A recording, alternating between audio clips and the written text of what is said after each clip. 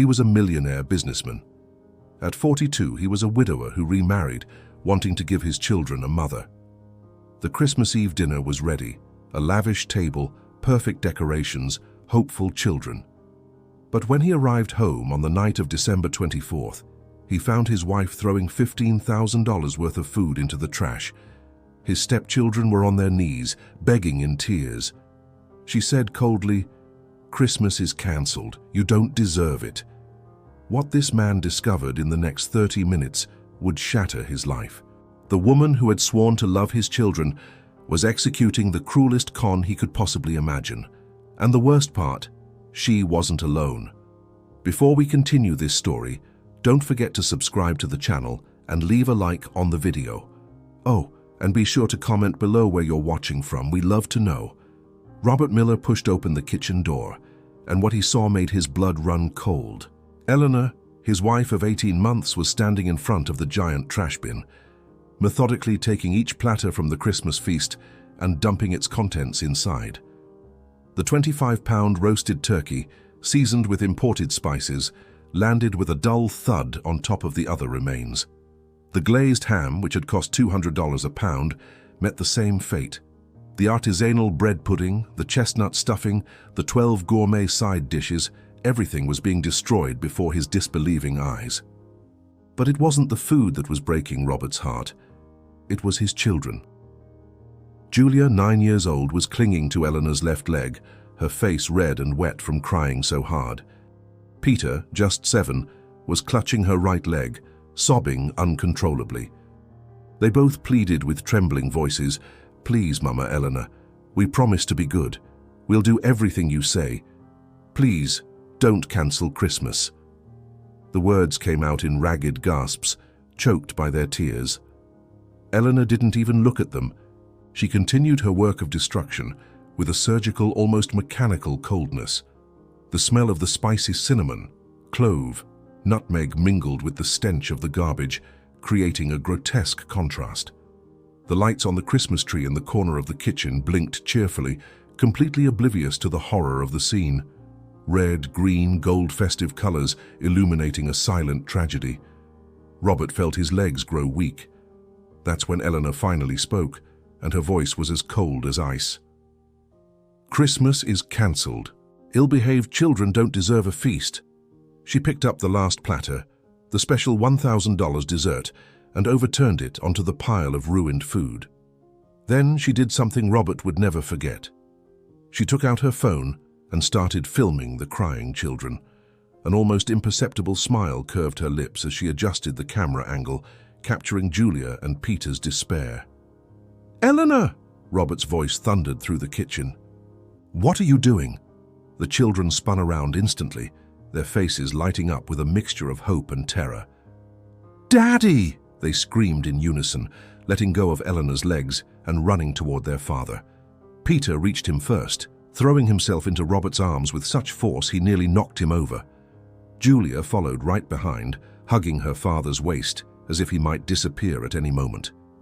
Eleanor turned slowly, a look of practiced surprise on her face that didn't reach her eyes. The phone quickly vanished into her apron pocket. Her expression transformed in seconds. Her eyebrows arched, her eyes widened, her mouth formed a perfect O of feigned shock.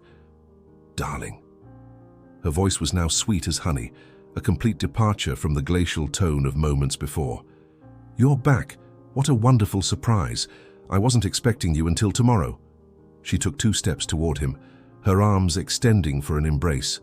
Robert instinctively recoiled, keeping his children shielded against his body. His eyes shifted from Eleanor to the overflowing trash bin. He could see pieces of turkey, slices of ham, whole squares of bread pudding piled on top of fruit peels and packaging. $15,000 worth of food. A feast that had taken a renowned chef 2 days to prepare. All of it destroyed, discarded like worthless trash. His hands trembled as he held Peter's shaking shoulders. "I can explain, Robert." Eleanor kept her voice controlled, but there was a growing tension in her jaw. "They were impossible today. They fought all day long. They broke the crystal ornament on the tree, you know, the one that cost $2,000. They disrespected me in front of the decorator. I tried, darling. I really did." But children need to learn that actions have consequences. I know it seems drastic, but I was teaching them a lesson about responsibility. Her words were perfectly chosen, rehearsed, and convincing. For a brief second, Robert hesitated. A part of him, the part that had married this woman, that had sworn to love her, wanted to believe it. Maybe the kids really had misbehaved. Maybe he was being too overprotective. But then he felt Peter tremble violently in his arms, heard Julia's choked sob. He looked down and saw the genuine terror in their eyes. This wasn't the fear of being punished for bad behavior. It was the fear of someone who has suffered before and knows they will suffer again. And in that moment, the voice of Beatrice, his late wife, echoed in his mind like a distant whisper. Never let anyone humiliate our babies. If you're feeling angry right now, leave a like. And comment where you're watching from. We want to know who is standing with this family in this moment. 18 months earlier, on the night of June 15, 2023, Robert Miller was where he swore he'd never be again, at a charity event, wearing a tuxedo, smiling at people he didn't know. The Christmas in June charity gala was being held at the Grand Hyatt, with over 300 of New York's elite in attendance. Business leaders, doctors, lawyers, all gathered to raise funds for an orphanage. Robert hated these kinds of events, but his business partner, Marcus, had insisted, "You need to get out of the house, man. It's been 3 years." 3 years since Beatrice had died. Robert was 42 and felt like he was 80. As the CEO of Miller Constructions, a family business founded by his father 4 decades ago, he commanded a $50 million empire. Commercial buildings, residential complexes, projects in 6 states. Absolute professional success. A complete emotional desert. Since Beatrice's death from breast cancer, he had been living on autopilot. Work, home, kids, work, home, kids. Julia was 7 when she lost her mother. Peter was only 5. Now at 9 and 7, the children were growing up without a mother figure, and the guilt was eating Robert up inside. It was on the hotel's 2nd floor, near the silent auction table, that he saw her for the first time. Eleanor Vance was leaning over a donation list, holding a gold pen, her brown hair falling over her shoulder in perfect waves. She wore an elegant, understated navy blue dress. When she looked up and her eyes met his, Robert felt something he hadn't felt in years, a jolt in his chest. She smiled, not a seductive smile, but something soft, gentle, almost timid. "I'm sorry, am I blocking the donation list?" she asked. "I'm new to these events, and I'm still trying to figure out how everything works." They talked for 20 minutes, then 40, then 2 hours. Eleanor said she was an event consultant who did volunteer work on the weekends. "My mother was a volunteer before she passed away," she shared, her eyes misting over slightly. "I try to honor her memory by helping where I can." Robert found himself talking about Beatrice, about the pain of loss, about the difficulty of raising 2 children alone. Eleanor listened with genuine attention, asking the right questions, touching his arm at the appropriate moments. "You're an amazing father," she said. "Your children are so lucky." That night, he asked for her number. The next 3 months were a whirlwind. Weekly dinners turned into meetings 3 times a week. Eleanor was patient, understanding, never pushing. "I know you're still processing your loss," she would say. "We'll go at your pace." When she finally met Julia and Peter in August, she brought simple but thoughtful gifts: an adventure book for Julia, a science kit for Peter. The children were cordial but distant. Julia especially maintained a polite but cold distance. "She's pretty," was all the girl said after Eleanor left. In September, Robert asked Eleanor to marry him. Too fast, maybe, but he convinced himself he was doing the right thing. The kids needed a mother. He needed companionship. Eleanor seemed perfect, kind, understanding, and uninterested in money. She always insisted on splitting the restaurant bills. "I'm sure," he told his partner Marcus, who had expressed concern about the speed of the relationship. "She's different. She's special." The wedding took place in October, a small ceremony with only close family and friends. Julia was an unenthusiastic flower girl. Peter carried the rings with a forced smile. The honeymoon was just for the couple. Eleanor suggested the children stay with their paternal grandmother so we can have time to connect as husband and wife before we start our life as a family. It made sense. 10 days in Santorini, black sand beaches, sunsets over the Aegean Sea, promises of eternal love. When they returned, Eleanor moved into the 8,000-square-foot mansion in Greenwich. The house that Beatrice had decorated with so much love, the house where every room held memories of his late wife. Eleanor said she respected that. "I won't change a thing. Beatrice made this house a home. I just want to be a part of it." But things began to change subtly. First, it was the children's rooms being reorganized while Robert was away on business. "I just tidied up a bit," Eleanor would explain. "Children need order." Then came the new rules, stricter bedtimes, a ban on playing in the living room, a list of forbidden foods because they aren't healthy. Julia's grades at school started to drop. Peter developed a nervous habit of biting his nails. When Robert asked, Eleanor had ready explanations. "It's an adjustment phase. They're testing boundaries with me. It's normal in blended families. Mr." Arthur watched everything in silence. The 58-year-old gardener and groundskeeper had been with the family for 15 years, since Julia was a baby. He had watched Beatrice get sick, seen Robert fall into depression, and watched the children grow up without a mother. Mr. Arthur had keys to every part of the property, knew every corner, and was practically family. He didn't like Eleanor. He didn't trust her. There was something in her eyes, in the way she looked at the children when she thought no one was watching. But how could he tell his enamored boss? How could he make accusations without proof? In December, Robert had to travel for an emergency project in Chicago. A commercial building with structural issues could result in a work stoppage and millions in fines. "I'll take care of everything for Christmas, darling," Eleanor assured him, kissing him at the door. "You can trust me.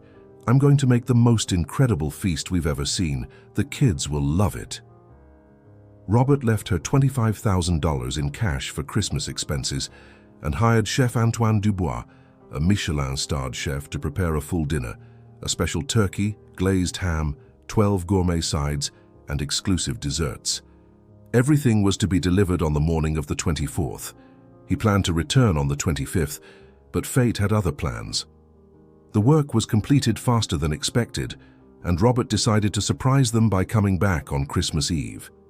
He wanted to see the joy on his children's faces around the bountiful table, a complete family for the first time in 4 years. He entered through the garage at 7:30 p.m. on December 24th, and he found his wife throwing $15,000 worth of food in the trash while his children begged on their knees. That scene would be the beginning of the end, or, depending on your perspective, the beginning of their salvation. December 15th, 2024, 9 days before Christmas. Robert was in his home office on the phone with the chief engineer of the Chicago project. "The structure of the C7 column is compromised, Mr. Miller. We need you here in person. It's an 18-story building. If work is halted, we lose $5 million in contractual fines." Robert ran a hand over his face, exhausted. It was the call he had dreaded getting right around Christmas time. He looked out the window and saw Julia and Peter playing in the garden, with Mr. Arthur watering the plants nearby. The peaceful domestic scene he had worked so hard to build. Eleanor walked into the office with a tray of coffee, her face molded into a perfect expression of concern. "Trouble, darling?" She placed the cup on his desk, her hand resting gently on his shoulder. Robert sighed. "I have to go to Chicago. An emergency on the project. It could be a week, maybe more." He expected to see disappointment, perhaps frustration. Instead, Eleanor's face lit up with understanding. "Darling, of course you have to go. Your company comes first. Don't worry about a thing here." She squeezed his shoulder with practiced tenderness. "I'll take care of everything for Christmas. Trust me." Robert felt an immense sense of relief. "Are you sure? It's a lot of work. The kids, the house, the Christmas dinner." Eleanor cut him off with a soft kiss on the forehead. "Robert, that's what wives are for. I'm going to make an unforgettable dinner. I'm already planning the menu. Special turkey, ham, artisanal bread pudding. The kids will love it." Her eyes shone with what Robert interpreted as genuine enthusiasm. He told her, "Take $25,000 for the expenses. I want everything to be perfect. The last real feast was 4 years ago, when Beatrice was still—" He couldn't finish the sentence. The next day, December 16th, Robert boarded a 6 a.m. flight to Chicago. He hugged a sleepy Julia and Peter. Daddy will be back soon, I promise. Be good for Mama Eleanor, okay? Peter nodded, but Julia held his hand with unusual force. Dad, do you really have to go? There was something in her voice, an urgency that Robert couldn't interpret. It's just for a week, Princess. I'll be back before you know it. He kissed her forehead, not seeing the single tear that rolled down Julia's face as the car pulled away. Mr. Arthur saw it, and his heart ached. The first 3 days in Chicago were hell. Meetings with engineers, lawyers, suppliers. The structural problem was worse than they had imagined. Robert called home every night, always at 8 p.m. Can I talk to the kids? But Eleanor always had a ready excuse. Oh, darling, they just got in the bath. Or they went to bed early tonight, they had a long day. Or they're at a friend's house working on a school project. Perfectly plausible excuses. Excuses he accepted without question because he trusted her, because he had sworn to love her, because he believed he had finally rebuilt a family. On the 4th day, December 19th, Julia managed to answer the phone before Eleanor could intercept. Dad? Her voice was an urgent whisper, laced with fear. Julia, how are you, Princess? I miss you so much. Robert smiled, relieved to finally hear his daughter's voice. Dad, come home soon. 3 simple words, but the way she said them, rushed, low, desperate, should have set off alarm bells. Of course, sweetie. Just a few more days and... The sound was muffled, as if someone had snatched the phone away. Robert? Eleanor's voice now firm. Sorry, she was busy. You know how kids are. Click. The call ended. Robert stared at his phone, a strange unease settling in his stomach. He called back. It went to voicemail. He tried 3 more times.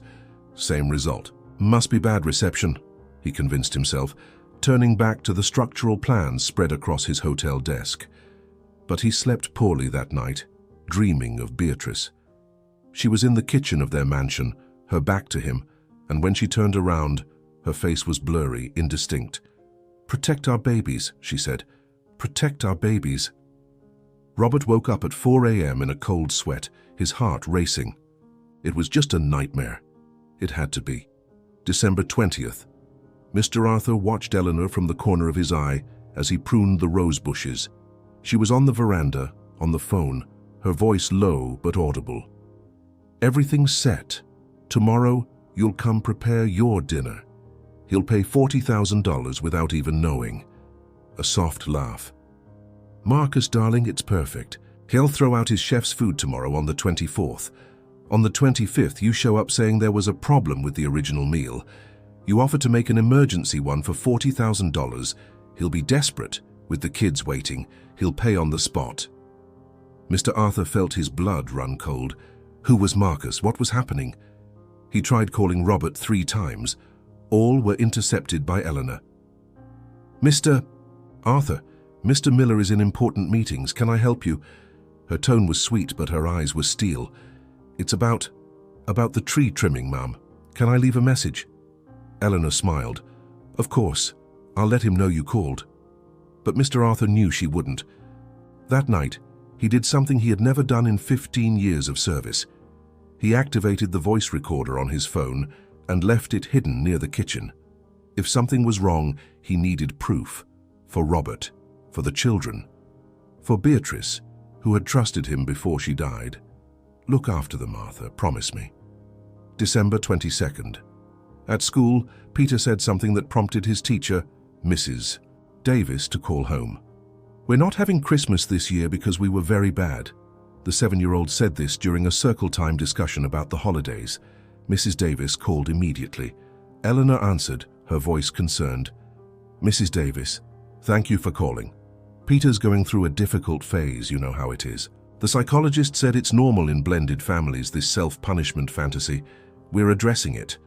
A perfectly woven lie. Mrs. Davis hesitated but accepted the explanation. She hung up without pushing further. She would later regret it. If only she had insisted on speaking to the father.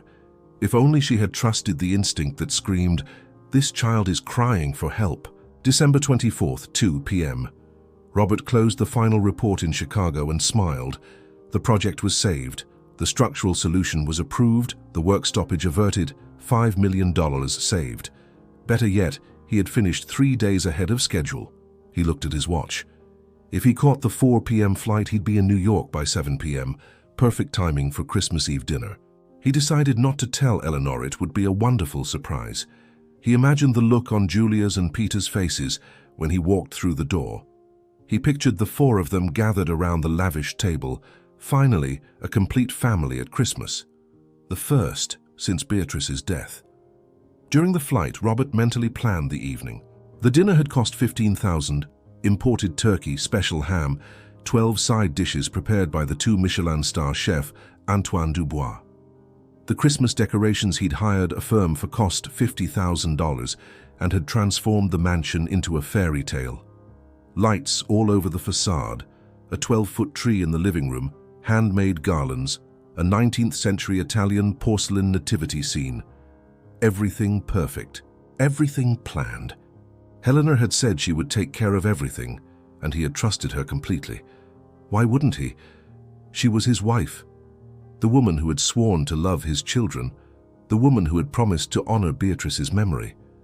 The taxi dropped him off at the mansion at 7:27 p.m. Robert paid, grabbed his suitcase and walked to the garage. He used the remote, and the door slid up silently. The lights were on throughout the house. The exterior decorations shone magnificently, illuminated reindeer, trees wrapped in white lights, the path to the front door lined with artificial candles. Beautiful, perfect, exactly as he had imagined. He entered through the garage door that led to the service area, wanting to surprise them by coming in through the kitchen. That's when he heard the voices, loud voices, the sound of children crying, and Eleanor's cold voice. Robert walked down the service hallway, his heart beginning to race. With each step, the sounds grew louder, ragged sobs, desperate pleas, and that icy tone he had never heard in his wife's voice. "Please, Mama Eleanor." It was Peter, his voice thick with tears. "We promise. We'll do whatever you say." And Julia, trying to keep her composure but failing. "We weren't bad, we just wanted to—" Her words were cut off by more sobs. Robert pushed open the kitchen door, and the world stopped. Eleanor had her back to him, standing in front of the giant stainless steel trash bin. In her hands, she held the turkey platter, 25 pounds of perfectly seasoned meat, crispy golden skin, a stuffing of chestnuts and dried fruits. She upended the platter, and the turkey fell into the trash with a sickening, obscene thud. Julia and Peter were literally clinging to her legs, their faces red and swollen from crying, their clothes rumpled. The scene was surreal. Christmas lights blinking cheerfully in the corner of the kitchen, the wonderful smell of spices in the air, and these 2 children begging as their stepmother systematically destroyed their dinner. If you're angry right now, leave a like. Comment if you've ever witnessed an injustice like this. Robert couldn't move for 3 full seconds. His brain refused to process what he was seeing. Eleanor picked up the glazed ham, 200 a pound, 16 pounds in total, covered in a caramelized crust of honey and Dijon mustard. She threw it in the trash, then the bread pudding, piece by piece, as if she were discarding used paper. The children cried louder with each destroyed dish, and Eleanor showed no emotion. Her face was serene, almost relaxed, like someone performing a simple household chore, folding laundry, watering plants, destroying the hopes of 2 orphaned children. It was all the same to her. That's when Robert saw the phone in Eleanor's free hand. She was recording. The phone was pointed at Julia's and Peter's desperate faces, capturing every tear, every plea. And then she smiled. It wasn't a big smile, just a subtle curve at the corners of her mouth, a glint in her eyes. She was enjoying this, savoring it. Rage exploded in Robert's chest like a bomb. "Eleanor!" His voice came out so loud that even he was startled. "What are you doing?" The echo reverberated off the walls of the huge kitchen. The children spun around like they were on springs. "Daddy!" The cry was unison, raw, desperate. Peter let go of Eleanor and ran, his small bare feet slapping against the marble floor. He crashed into Robert with such force he almost knocked him over, his skinny arms wrapping around his waist in a desperate grip. Julia came right behind, more controlled but just as needy, clinging to her father as one would a life raft in a stormy sea. Robert instinctively wrapped his arms around them, feeling their small bodies tremble against his. Peter was sobbing into his shirt. Julia buried her face in his stomach, her tears soaking his clothes. Eleanor turned slowly, and the transformation was instantaneous and terrifying. The smile vanished. Her eyes widened in perfectly calculated surprise. The phone disappeared into her apron pocket in a move so swift it almost seemed like a magic trick. Her hands flew to her face, fingers pressing her temples in a gesture of stress. "Darling." Her voice was 2 octaves higher, sweet as syrup. "You're back. What a wonderful surprise. I wasn't expecting you until tomorrow." She took 2 steps toward them, her arms opening as if to embrace him, as if that grotesque scene had never happened, as if there weren't $15,000 worth of food in the trash bin behind her. Robert instinctively recoiled, his hands tightening on his children's trembling shoulders. His eyes darted from Eleanor to the trash bin. He could see it all clearly now. The dismembered turkey, the chunks of ham, the crushed bread pudding, the special stuffing covered in sauce, the 12 platters of side dishes, almond rice, truffled mashed potatoes, glazed vegetables all mixed with empty packaging and household garbage. The nauseating smell of expensive food mixed with decay. $15,000. 2 days of preparation by a Michelin-starred chef. Their first complete Christmas in 4 years. In 4. All of it right there destroyed, discarded as if it had no value, as if his children's tears had no value. "I can explain, Robert." Eleanor kept her voice controlled, but there was a growing tension in her jaw. "They were impossible today. They fought all day long. They broke the crystal ornament on the tree, you know, the one that cost $2,000. They disrespected me in front of the decorator. I tried, darling, I really did. But children need to learn that actions have consequences." Her words were perfectly chosen, her cadence studied. She was performing. Robert saw it clearly now. Every gesture, every pause, every vocal inflection was theater, and he had been the blind audience for 18 months. Robert didn't answer. He simply scooped Peter up with one arm, held Julia's hand with the other, and walked toward the kitchen door. Eleanor tried to block his path, but he moved past her as if she were a ghost. "Robert, wait. You can't just—" He stopped at the doorway, turned, and the look he gave her made the words die in her throat. It wasn't anger, it was something worse, absolute disappointment, disgust. "Julia, Peter, come with me to my office, now." His voice was too calm, the kind of calm that precedes a storm. The children obeyed instantly, relieved to get away from that kitchen. In the office, Robert locked the door. He placed Peter on the leather sofa, sat beside him and pulled Julia onto his lap even though she was getting too big for it. For a full minute, no one said anything. Just the gradually subsiding sobs, the tight hugs, the smell of kids' shampoo in their hair, the feeling of small vulnerable bodies against his. Robert felt something break inside his chest, not dramatically, but like a silent crack in glass. "Tell me," he said softly. "Everything, from the beginning, and I promise, I will believe you." Julia sniffled, wiped her nose on her sleeve, and began. The words came out slowly at first, then in a torrent. "Dad, she was always mean, ever since you got married. But only when you weren't here. When you traveled, she changed completely." The 9-year-old girl described 18 months of horror. Eleanor locking them in their rooms for hours, calling them burdens, unwanted reminders of the dead woman, saying they had ruined her life. She described meals being denied as punishment for invented infractions. She described Christmas being promised and then coldly destroyed. "We didn't do anything wrong today, Dad. Nothing. We just asked if we could call you. She said no. We cried and she decided to cancel Christmas." Peter, still sobbing, added between gasps, She said we don't deserve a dad. That you would get sick of us and send us away. That if we told you anything, you would think we were liars and you'd believe her because you love her more than us." The words pierced Robert like knives. This woman had psychologically tortured his children. She had planted seeds of insecurity, of fear of abandonment, in children who had already lost their mother. What kind of monster did that? And what kind of father had he been not to see it? Guilt hit him like a tsunami. "Why didn't you tell me sooner?" His voice came out broken. Julia looked at him with eyes far too old for a 9-year-old. "We tried, Dad. Remember when I held onto you at the door the day you left? I was going to tell you, but you said, 'It's just a week.'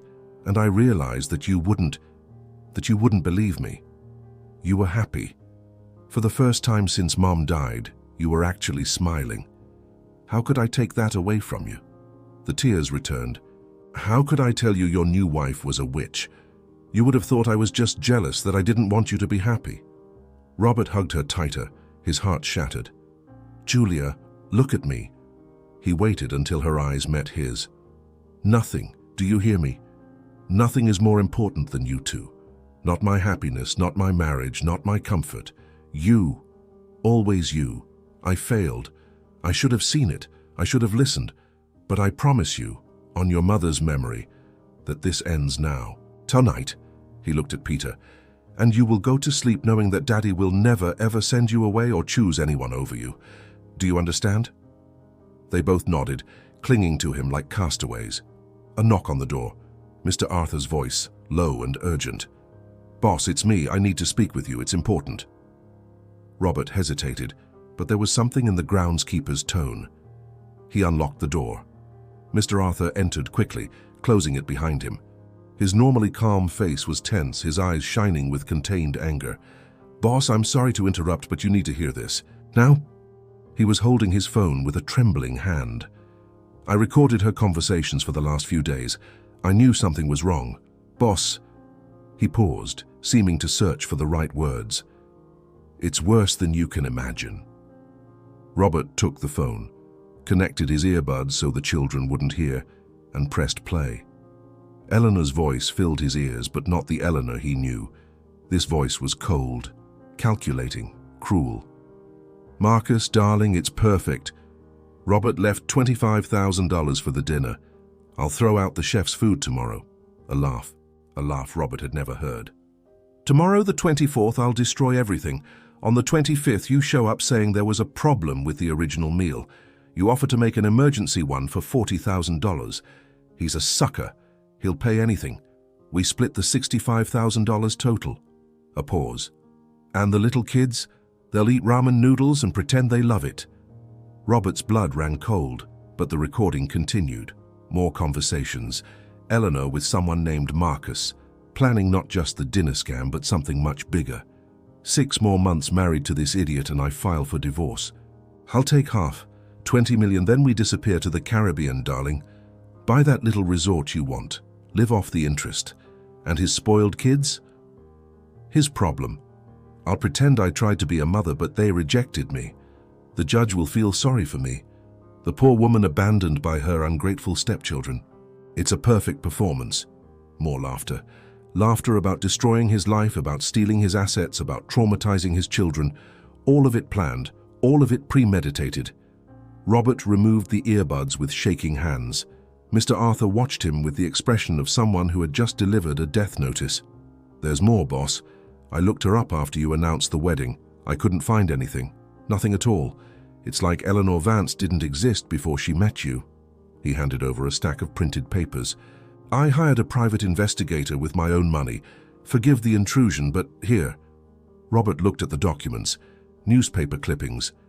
"Miami businessman denounces ex-wife for $5 million scam.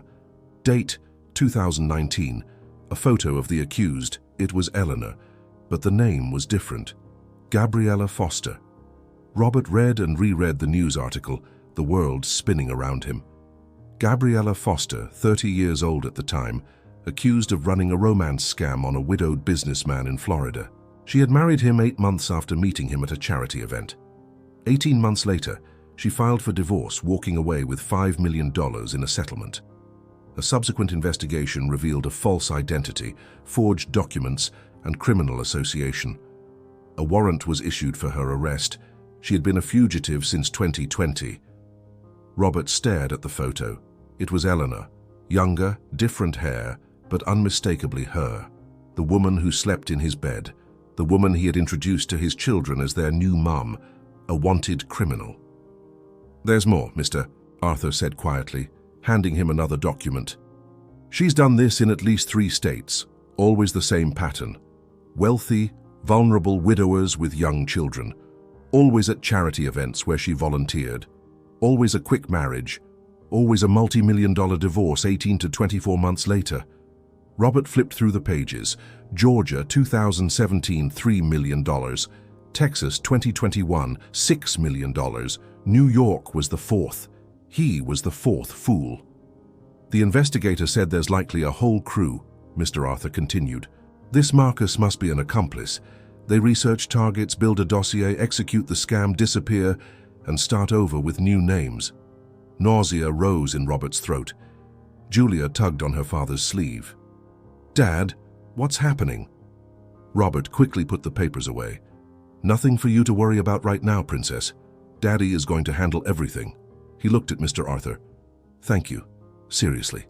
You saved this family. Mr. Arthur nodded. I'd do anything for these kids, boss. Mrs. Beatrice made me promise before she passed. Take care of them, Arthur. Take care of my Robert, too. He's going to need it.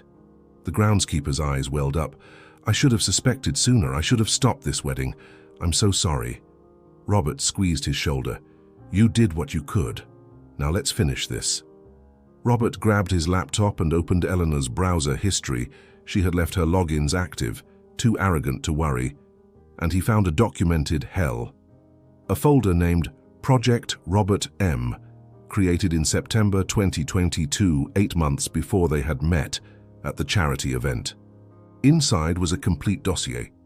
Photos of him with the children. Where did she get those? A copy of his company's balance sheet. How did she get that? A detailed daily routine. Was someone following him? And an amateur but effective psychological analysis. Target highly vulnerable. Recent widower. Paternal guilt easily exploited. Estimated scam timeline, 24 months. Target value, $20 million. Next to it, an Excel spreadsheet. Expenses versus skimmed funds. The spreadsheet was a criminal masterpiece. Column declared expenses. Groceries, $7,000 month. Clothing, $4,000. Decor, $5,000. General expenses, $4,000. Column actual expenses. Groceries, $1,500. She bought cheap food and pocketed the difference. Clothing, $500, all counterfeit. Decor, $1,000. General expenses, $0. Column skimmed, $17,000 month. Multiplied by 18 months, $306,000. Over $250,000 stolen in household expenses. And he had never questioned it. He had trusted her completely. She was his wife, after all. Why would he be suspicious? If you're wondering how he didn't notice, leave a like. Sometimes predators are masters of camouflage. More files. WhatsApp chats with Marcus Chef. But the messages weren't about food. They were about the scam. Darling, he's perfect. Rich, dumb, and in love. This will be easy, Marcus replied. Great work, Gabby. This time we'll get more than the $6 million from Dallas. Gabby, Gabriella, her real name. Intimate photos of them together.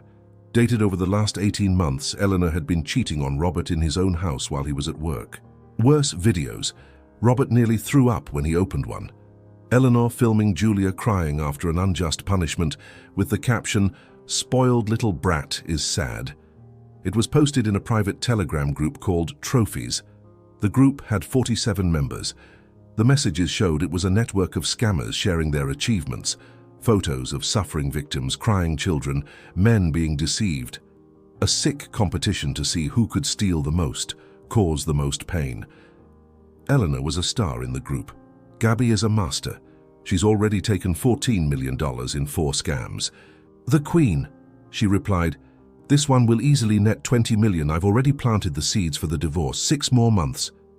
Robert closed the laptop, his hands shaking violently. This wasn't just a financial scam. It was sadism, deliberate cruelty. She liked causing pain. Robert took 3 deep breaths. Then he picked up his phone and dialed. Dr. Morris, it's Robert Miller. I need you at my house, now. Bring the paperwork for an emergency separation with a restraining order and an arrest warrant. A pause. Yes, on Christmas Eve. No, it can't wait. Second call. Detective Davies, Robert Miller, I need a squad car at my residence. I have a criminal wanted in 3 states inside my house. A pause. Gabriella Foster. Yes, the one from the Florida case. I have proof, and she is here right now. Third call. Arthur, Lock all the doors. She's not leaving until the police get here." He went back to the office where the children were waiting. "Julia, Peter, look at me." He knelt down to their level. "The police are coming soon. They're going to take Eleanor away. She's done very bad things and she's going to answer for them. It's going to be scary, but I need you to be strong. Can you do that for me?" Julia nodded, determined. Peter gripped his father's hand. "Is she coming back?" Robert shook his head. "Never again, I promise." He heard sirens in the distance getting closer. "Stay here with Mr. Arthur. Daddy will be right back." He locked the door, protecting them, and he went to face the demon in his home. Eleanor was in the living room, sitting elegantly on the velvet sofa, legs crossed, a glass of wine in her hand. As if nothing had happened, as if she hadn't just destroyed a feast and traumatized 2 children. She watched Robert enter and smiled a smile she had never shown him before, cold, calculating, unmasked. "So you figured it out?" There was no guilt in her voice, just mild irritation, like someone whose plans have been interrupted. "I thought I had another 6 months before you got smart. Men in love are so predictable." She took a sip of Wynn, a 2005 Chateau Margaux, a $3,000 bottle from his cellar. Robert didn't reply. He simply placed the laptop on the coffee table, the screen facing her, showing the Project Robert M folder. He connected his phone and played Mr. Arthur's recordings at full volume. Her own voice filled the room. "Marcus, darling, it's perfect. He's a sucker. 6 more months and I take 20 million. With every second of the recording, he saw Eleanor's expression change. Confidence gave way to surprise, then to rapid calculation as she assessed her options. When the audio ended, she placed the wine glass on the table with a controlled movement. "Clever," she said. "I didn't think you had it in you." The sirens were louder now, turning onto their street. Blue and red lights began to flash through the living room windows. Eleanor saw them, and for the first time panic crossed her face. She stood up quickly, glancing toward the door. "Robert, wait, we can talk about this. You don't have to involve the police. We can make a deal. $10 million for me and I disappear. You'll never see me again. The kids will be fine. Everybody wins." She took 2 steps toward him, her voice now urgent. "Think about it. A police scandal will expose you. The media will say a millionaire businessman was played for a fool. Do you want that humiliation? Or would you rather handle this quietly?" Robert looked at her with an expression she couldn't read. Then he spoke, his voice low but firm. "You're right. I will be humiliated. They'll say I was an idiot, that I was blind, that I was a love-struck fool, and you know what? That's fine. Because if my public humiliation saves one father from going through what I've been through, it's worth every headline. If my story exposes people like you and stops you from doing this to another family, it's worth every nasty comment." He opened the front door as 3 squad cars pulled up. "I don't want your deal. I want justice. For me, for my children, and for all your previous victims." Detective Davies walked up the mansion steps, flanked by 4 officers. Robert opened the door before they could ring the bell. "Detective, thank you for coming so quickly." He gestured toward Eleanor, who remained frozen in the living room, frantically calculating if she could make a run for it. She couldn't. Mr. Arthur was blocking the back exit, and officers now surrounded the front. "Eleanor Vance," the detective said, stepping inside. "Or should I say Gabriella Foster?" He held up the arrest warrant.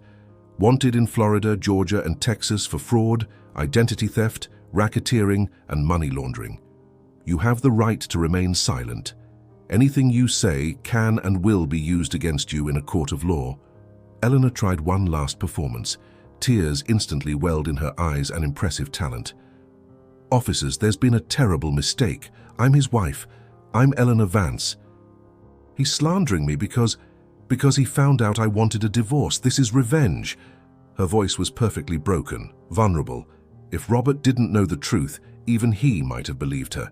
But Detective Davies was not impressed. He had already seen the file. "Ma'am, facial recognition confirmed your identity 40 minutes ago. We have your prints in the system. 3 more of your victims have already filed complaints since we sent out the alert." He signaled, and a female officer approached with handcuffs. Robert methodically presented the evidence, a flash drive with Mr. Arthur's recordings, screenshots of the Project Robert M folder, bank statements showing the skimmed funds, the WhatsApp chats with Marcus, photos and videos from the trophies group. The detective let out a low whistle. "This is more serious than we thought. We have enough here for a 15 to 20-year conviction." He looked at Eleanor with poorly concealed contempt. "You and your crew destroyed families. You traumatized children. For money." Eleanor finally let the mask drop completely, her face twisted in pure rage. Men like him deserve to be scammed. Rich, arrogant, thinking their money can buy a family. You just pocketed $14 million from 4 scams.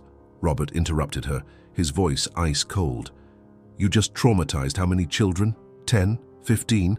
You just destroyed how many lives? Eleanor spat in his direction literally. The officer restrained her firmly.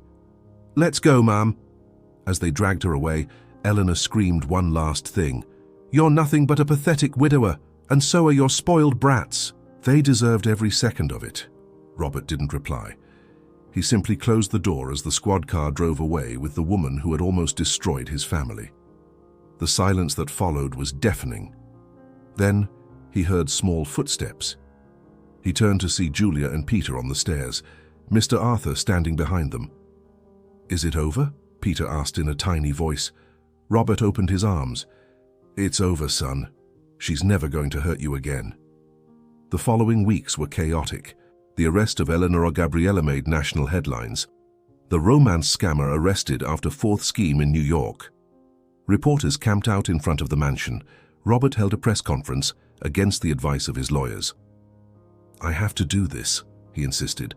"I need other victims to know they're not alone." In the interview, he was brutally honest. He admitted to being deceived, manipulated, and blinded by his desire for a complete family. "I failed to protect my children because I wanted to believe in a fairy tale," he told the cameras. "If my story saves a single family, my humiliation will have been worth it." His courage had an immediate impact. In the 48 hours following the interview, 14 other victims came forward. Men aged 35 to 65, all recent widowers or divorcees, all wealthy, all targeted by the same crew or similar networks. Their stories were shockingly similar. They met perfect women at charity events, had whirlwind marriages, and suffered multi-million-dollar losses and lucrative divorces. Some were still married and didn't even know they were being robbed. The investigation expanded. It wasn't just Gabriella and Marcus.